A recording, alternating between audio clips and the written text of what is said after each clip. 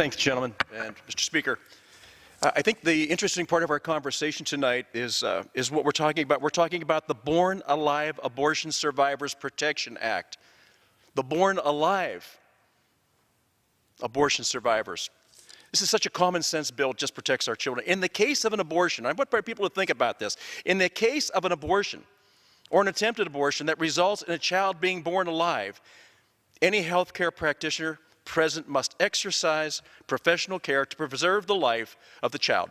The child must be immediately transported and admitted to a hospital. This bill is needed to protect our children. Americans have seen the horrifying videos of Planned Parenthood, and the Judiciary Committee has heard testimony from women who have survived, or whose children have survived abortion. But I think that's more chilling than anything. In the United States of America, the biggest defender of life and liberty and freedom in the world, that is our history, that we have to pass a law that protects children who survive an attempted abortion. These are children that are born alive.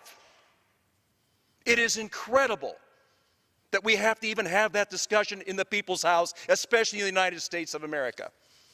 Where have we become this depraved of what our moral constitution needs to be? It is unbelievable that we have to come to this house and on this floor and defend those lives. Now, it's been said oftentimes that 90% of life is showing up, because when you show up, people know you care. On Friday, hundreds of thousands of Americans from all over our country will come to Washington, D.C. in the March for Life. They have done this for 45 years. For 45 years, their passion has never diminished.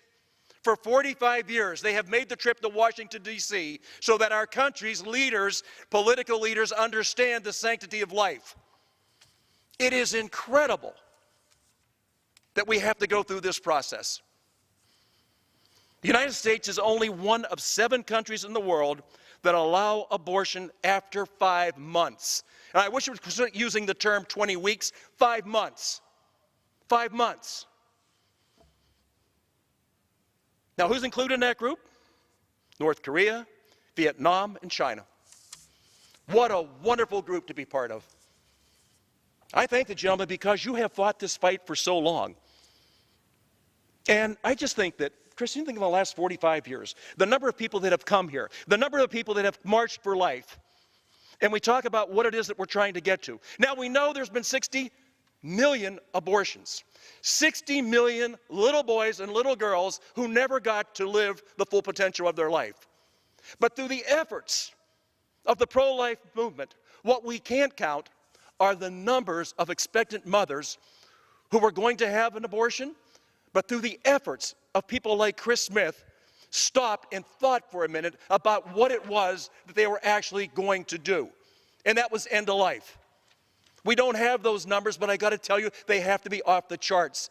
And another thing that I think is so important, for those folks who did go through an abortion, it is time for them to know that there is forgiveness, there is mercy, there is always room in our hearts to embrace them and get them through that difficult period.